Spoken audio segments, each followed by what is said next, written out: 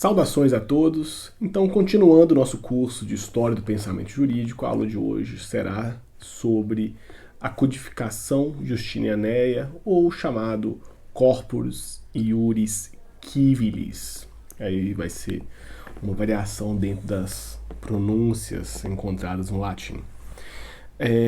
Então, passar alguns temas assim que são importantes em relação ao Corpus Iuris Civilis e ainda as partes que o compõem. Então, só para vocês terem uma noção da complexidade daquilo que era a codificação justinianeia, mas acima de tudo os contextos antecedentes e os contextos de recepção do próprio direito romano do período de Justiniano, que, vamos dizer, de certa forma, traz uma certa imagem um pouco mítica, às vezes, que o direito romano que foi recepcionado na Europa sempre foi o mesmo, ou sempre foi pela mesma via do direito romano clássico, e pelo contrário, a própria recepção e descoberta do Corpus Iuris Civilis pelas tradições europeias continentais é algo relativamente tardio dentro da própria Idade Média. Então a gente vai passar alguns elementos. Quando nós falamos do Corpus Iuris Civilis, uma questão que é importante é que essa denominação só foi criada no século XVI por Dionísio Godofredo. Então, quando o código foi, vamos dizer, os textos foram redescobertos no século XII, que estavam perdidos num mosteiro italiano, uma cópia estava perdida no mosteiro italiano, e nem eram de todos os textos, mas principalmente de parte deles, de Gesto e das Institutas. Então, a própria recepção disso na Baixa Idade Média, na transição para o Renascimento, teve uma série assim, foi uma longa trajetória para que esses textos chegassem, fossem conhecidos, mas vão influenciar na Idade Moderna as tradições as mais variadas, como nós veremos, até mesmo os estados, vamos dizer, da Península Ibérica, como Espanha e Portugal, que até nas suas próprias ordenações possuem uma influência direta da romanística, em especial a partir do momento que teve uma redescoberta na Baixa Idade Média. Então, vamos voltar brevemente para a questão de contexto histórico. Qual é o contexto histórico para o próprio reinado de Justiniano e o próprio status do direito romano naquele período? Veja que Justiniano era imperador do Império do Oriente, não do Ocidente. Mesmo que ele tenha contribuído para várias questões bélicas na Península Ibérica, enquanto apoio ao outro lado do Império Romano, ele está na tradição oriental, que acabou ficando um pouco mais distante de certas questões, preterida enquanto centro de poder em alguns momentos, mas que conseguiu se consolidar, talvez de forma, pelo menos nos séculos III, IV e V, de uma forma interessante a contribuir com um certo equilíbrio de poder do próprio Império Romano. Vejam que o Império Romano do Ocidente ele vai ruir no século IV. Por quê?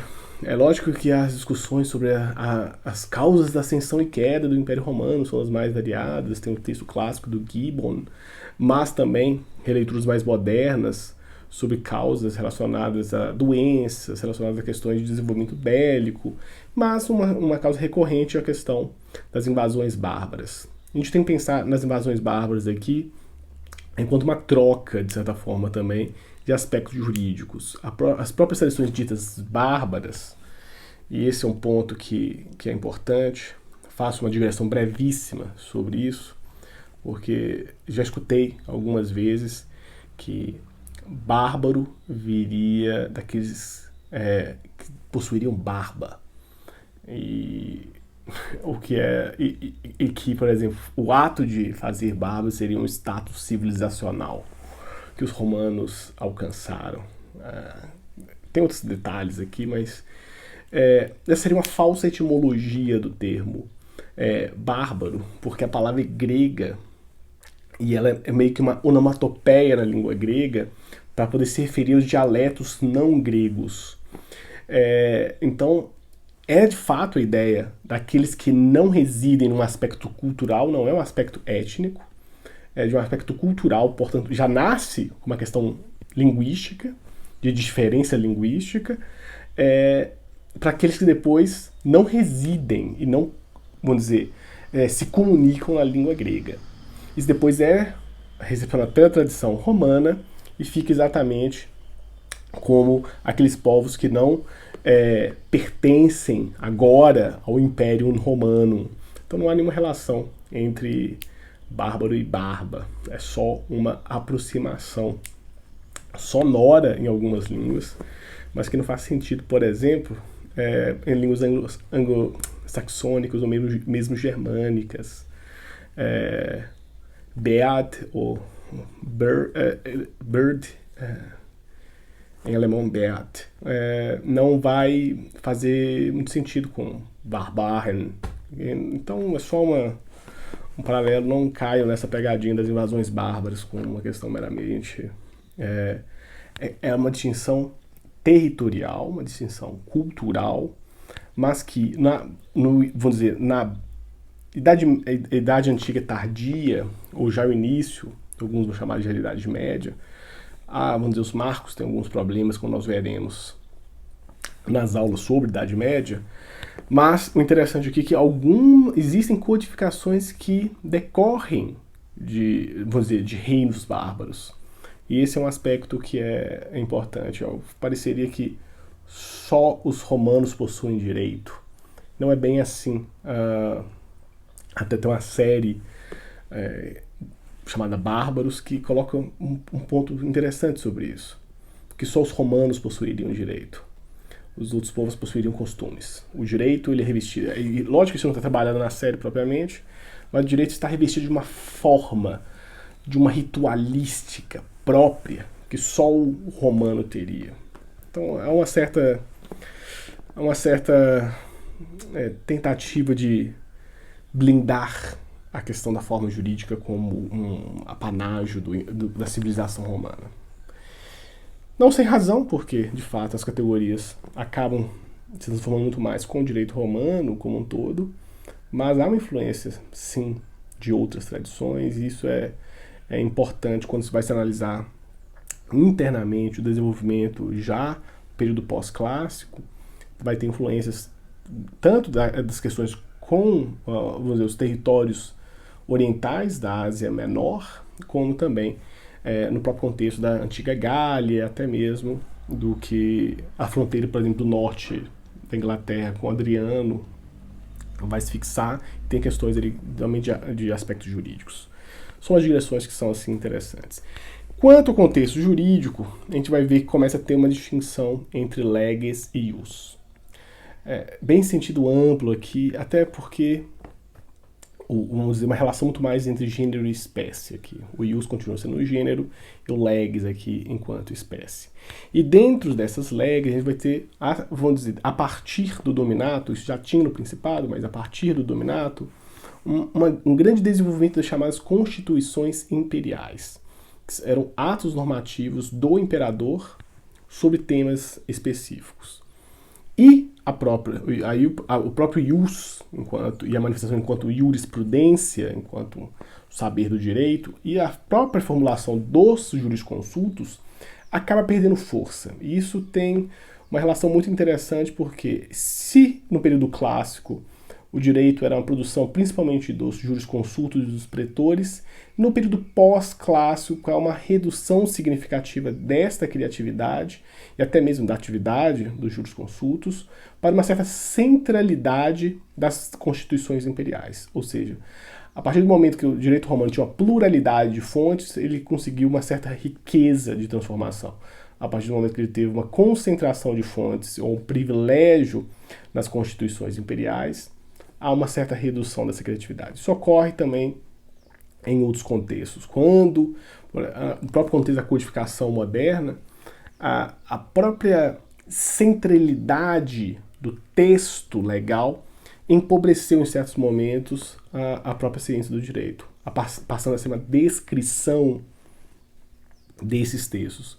Vejam que, nesse período de decadência do direito romano pós-clássico, que antecede o período justinianeu, temos exatamente essa redução da criatividade por uma mera descrição de opiniões dos jurisconsultos. Mas isso está relacionado a essa concentração de fontes. E não só daquilo que nós vamos conhecer enquanto o Códex Justiniano, o Corpus Juris Civilis, mas também existiram outras codificações, com todas as aspas aqui, anteriores à legislação justinianeia. E aí alguns exemplos aqui de alguns códigos não oficiais e códigos oficiais. Não oficiais como o código de Gregoriano e o código Hermogeniano. Então são datados, vejam, do século III e século IV, respectivamente. E ainda uma codificação oficial no contexto do Império Romano Ocidental, que é o Codex Theodesianus, que, vejam, ainda no século V, então antecede em um século o Corpus Juris Civilis, ou pelo menos o primeiro Codex Justiniano. Ele é de 435, o Código Theodesiano, e concluído em 37. Então tem alguns aspectos aqui mais detalhados sobre como vai ficar, da vigência dele, por exemplo, no Oriente, ele vai ser vigente no Oriente também, por exemplo, até o primeiro Código Justiniano, de 529. A gente vai ver as datas depois do Corpus Juris Civilis para vocês perceberem que há uma transição assim significativa aqui. Depois eu vou entrar nesses detalhes em história do pensamento jurídico, isso aqui seria mais interessante em instituições de direito romano propriamente. Eu quero só ilustrar para vocês como que há uma certa complexidade desse contexto. E quanto ao ius, quanto à jurisprudência, os estudos doutrinários vão ter, assim, uma série de transformações no período pós-clássico. O que define, como eu falei com vocês, o direito romano clássico é exatamente a produção do direito pelos jurisconsultos e pelos pretores. Isso é esvaziado no direito romano pós-clássico com uma centralidade dos jurisconsultos do período clássico por determinação imperial. Vários imperadores, Adriano, por exemplo, mesmo colocou que certas restrições de interpretação, ou pelo menos se referir às interpretações já consagradas pelos jurisconsultos.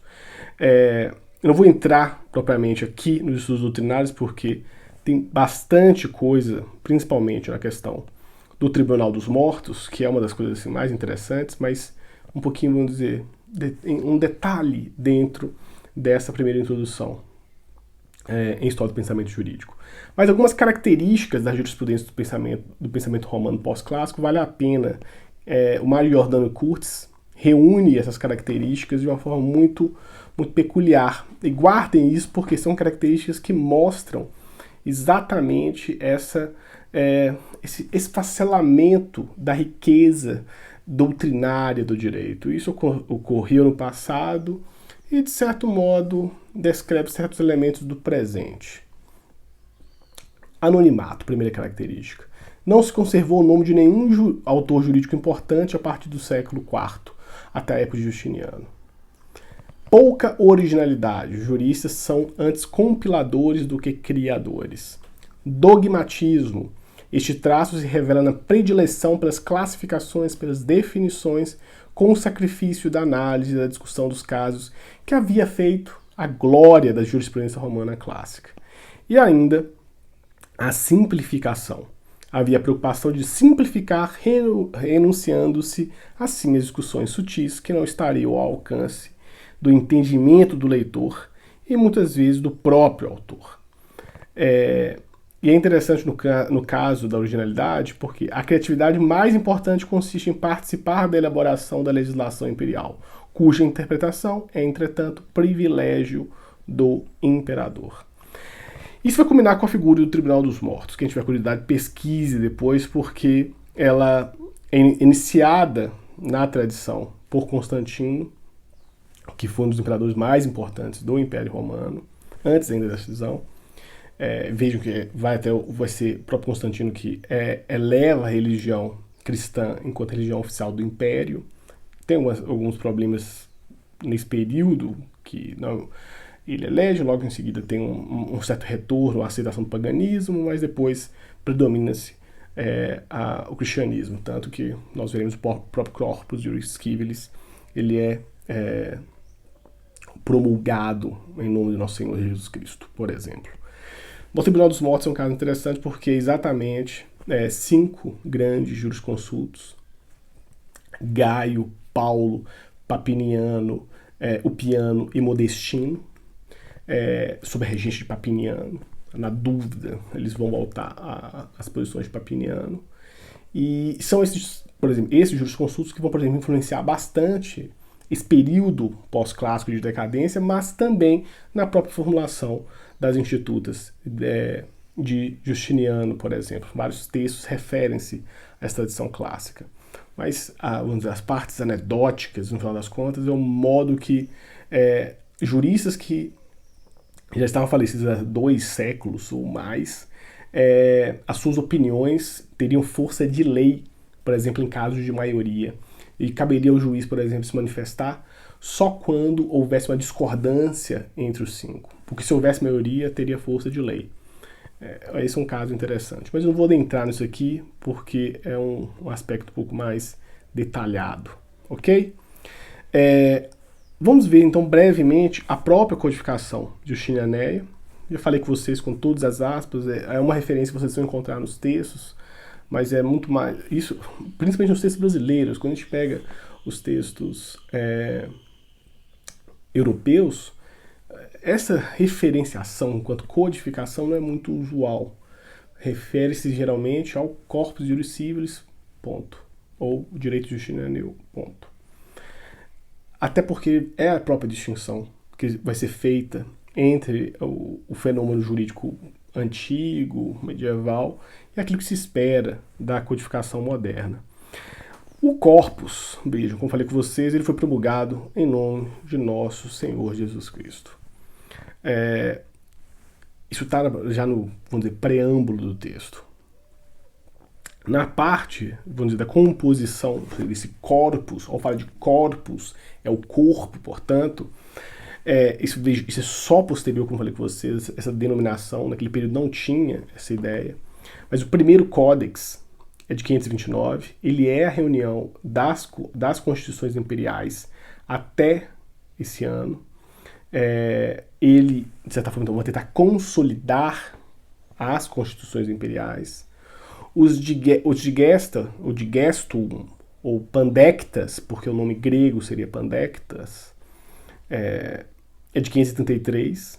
As institutas, então o digestus ou pandectas seriam as doutrinas, a consolidação das doutrinas, não propriamente, portanto, as constituições imperiais. Então tem um caráter muito mais doutrinário aqui, de global, total, por isso a expressão grega pandectas.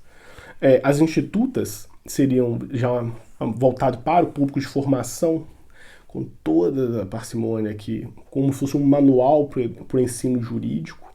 Então ele tem um caráter muito mais didático, portanto.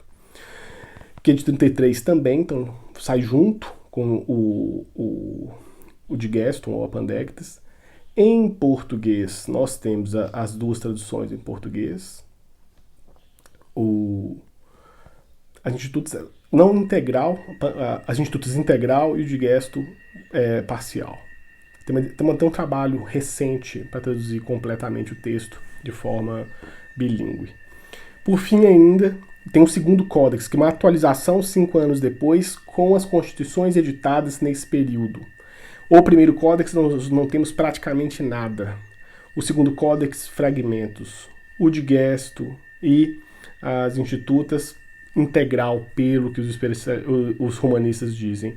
E as novelas, pensem que não tem nada a ver com nenhum gênero literário aqui, são as novas constituições imperiais de 34 até 65. Então, tem assim vamos dizer, a composição em 5 partes. Alguma curiosidade sobre o corpus. E aí quem traz isso é o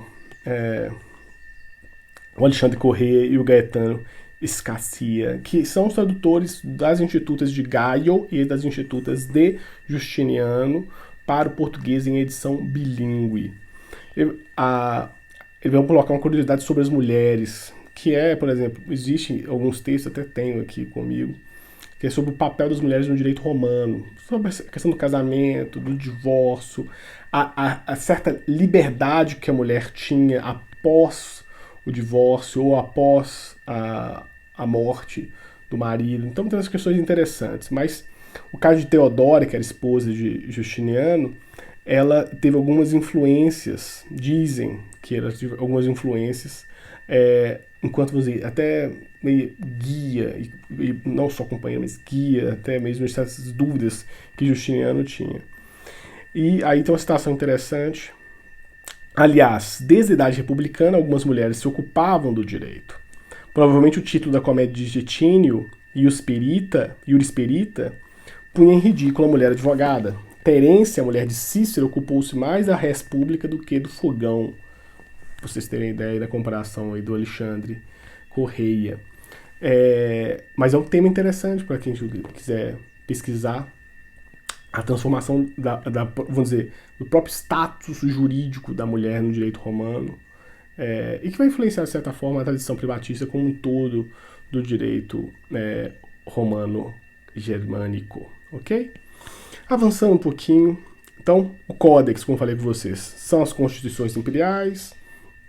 Foi uma missão de juristas que durou 2 anos, foi uma constituição para, vamos dizer, a mais alta gerência da coisa pública. Em 7 de abril de 1529, Justiniano publicou o novo código estabelecendo que entraria em vigor só em 16 de abril de 1529. Na verdade, deve ter uma data, a data aqui está errada, 28 para... desculpe, é a mesma data, é o mesmo mês, só que a questão aqui é que tem um lapso muito pequeno. Eu queria chamar a atenção para vocês porque o prazo é muito pequeno. Imagine a divulgação disso. Mesmo com as, vamos dizer, conexões que o Império Romano tinha, ele entrou em vigor enquanto, vamos dizer, um ato formal do Império, não com uma divulgação propriamente dita, como se esperou. Assim, vejam o BGB, que é o Código Civil Alemão, que é de 1896, mas entrou em vigor só em 1900, 4 anos de vacatio legis, por exemplo. Até nós chegou só até os títulos do Códex, do primeiro. O de Gesso, como falei com vocês, tem vários detalhes que eu vou deixar para outro momento. Quero só mencionar, são os escritos dos juristas. Então, foi encarregado a Triboniano, que era um jurista de confiança de Justiniano. E é interessante porque tem um processo muito peculiar.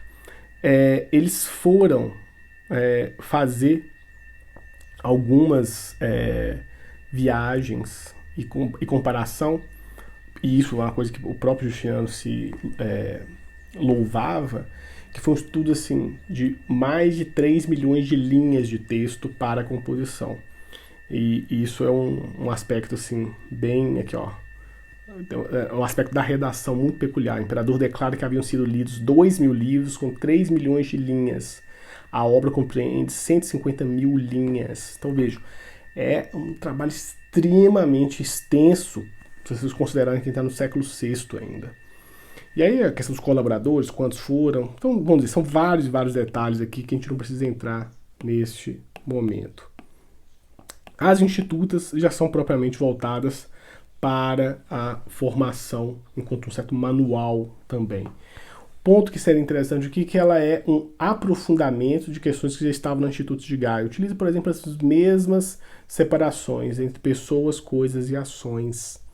E aí ela vai colocar enquanto, vamos dizer, como seria a introdução do estudo do direito, das categorias do direito romano.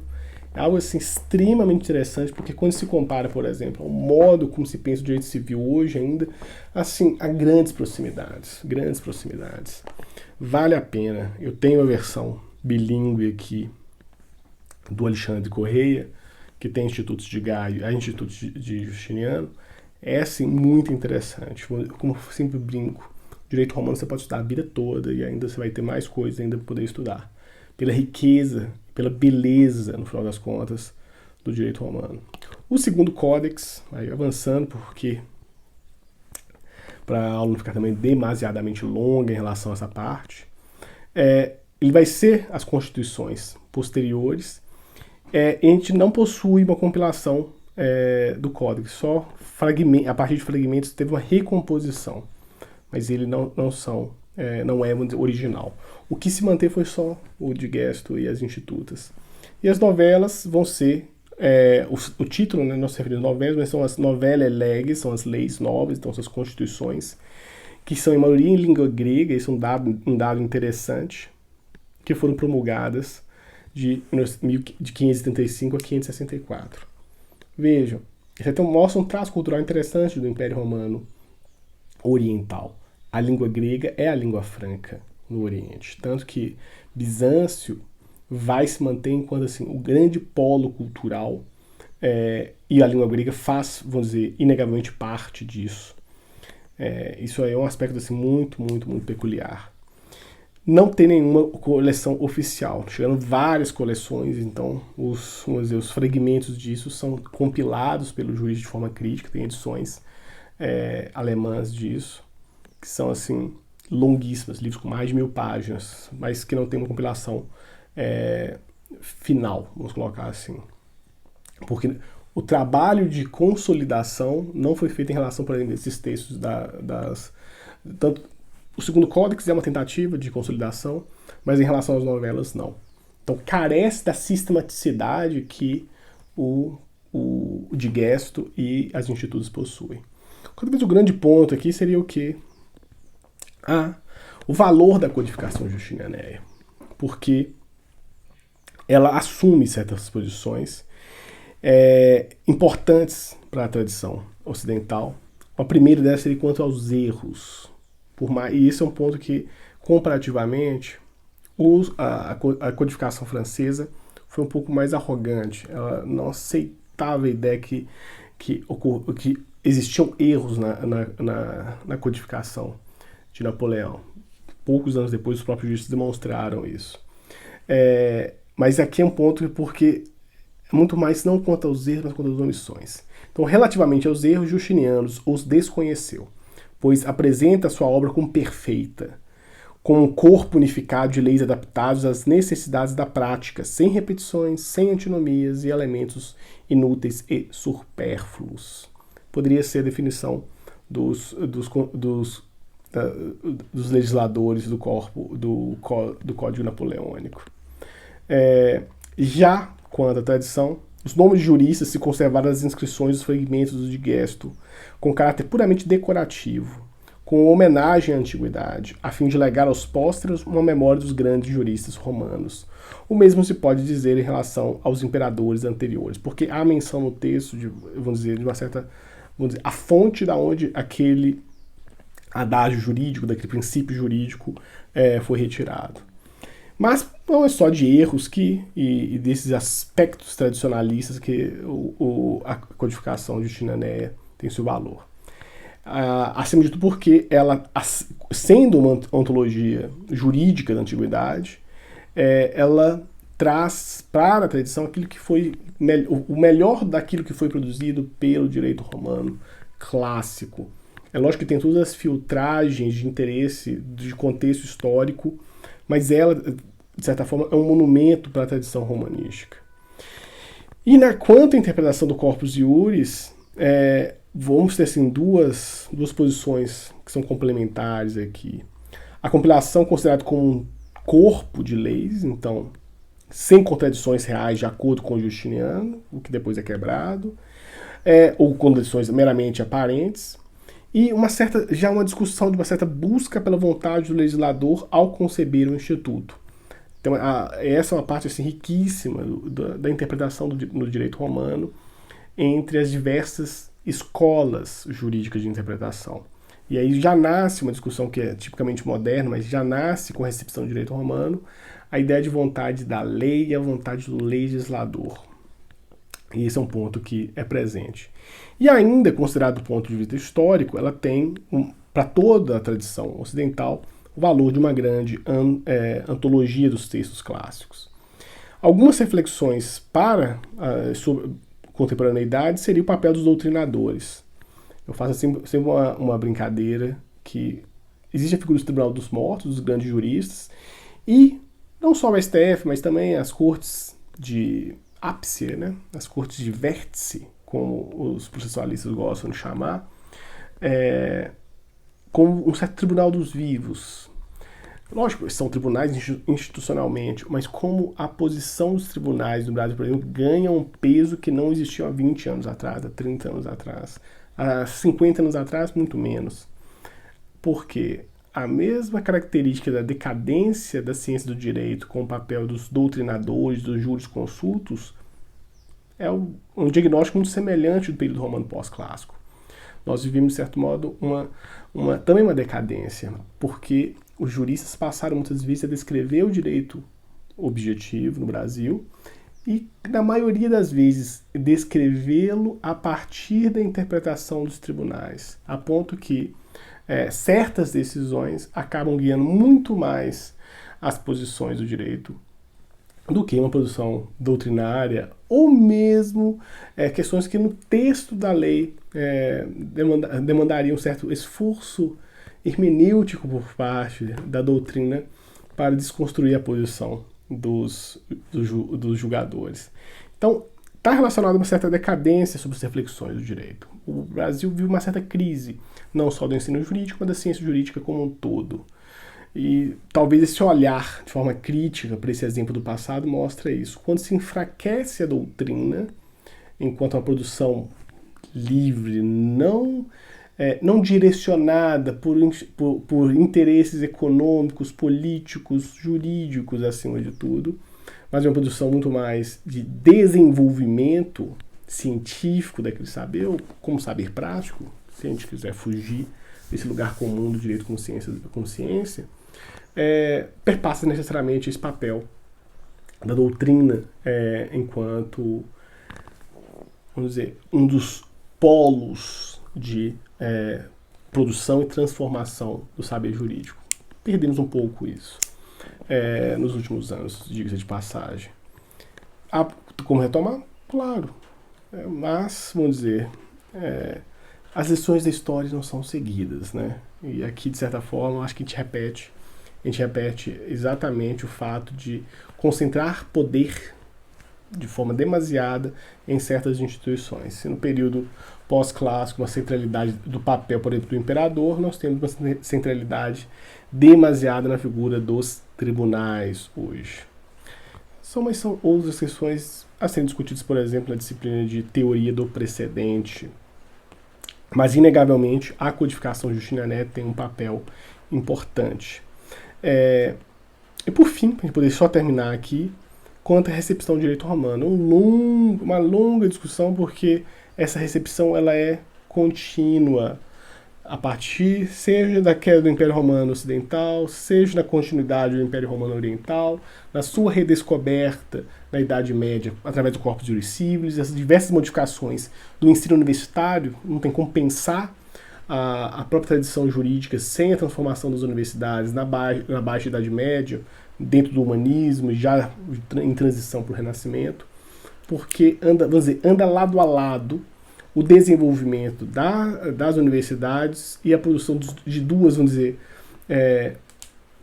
dois saberes centrais. As principais universidades elas nasciam de, vamos dizer, eixos teológicos, muitas vezes, mas com uma certa, vamos dizer, uma certa liberdade de pensamento, porque as cidades livres italianas, por exemplo, contratavam monges que estavam, vamos dizer, disponíveis para poder ensinar em instituições mais livres, e as universidades nascem desse modo. Isso vai variar, obviamente, de tradição para tradição, mas duas ciências que nascem nesse período de forma muito mais organizada. Já existiam no passado, tanto a medicina quanto o direito já eram saberes práticos. Interessante porque as duas eram saberes práticos na antiguidade, mas elas passam a se organizar dentro das universidades. Tem um texto, por exemplo, um texto do Sallusti Colutati, que é um italiano, que é exatamente sobre a relação entre jurisprudência e medicina. O Ernesto Grassi, que é um historiador do humanismo italiano, ele traduz esse texto para o alemão, está na minha lista de leitura, porque tem várias questões assim, muito interessantes das relações, até um pouco metafóricas, do direito e medicina. Enfim, a questão da recepção, então, ela é mais longa. A gente vai ver também, né, por isso que eu destaco isso aqui, porque tanto na parte do direito medieval, quanto do direito moderno, nós vamos ver esse desenrolar, esse desenvolver da recepção do direito romano. E isso, assim, é uma das, vamos dizer, das constantes até a modernidade, ou pelo menos até o século XIX, em relação ao direito romano. A cada momento da modernidade, temos voltas e reviravoltas em relação à recepção do direito romano, ok? Então a gente continua em breve vendo exatamente as temáticas centrais, por exemplo, do direito medieval, mas com alguns cotejos em relação à recepção do direito romano. Perfeito? Então, até breve.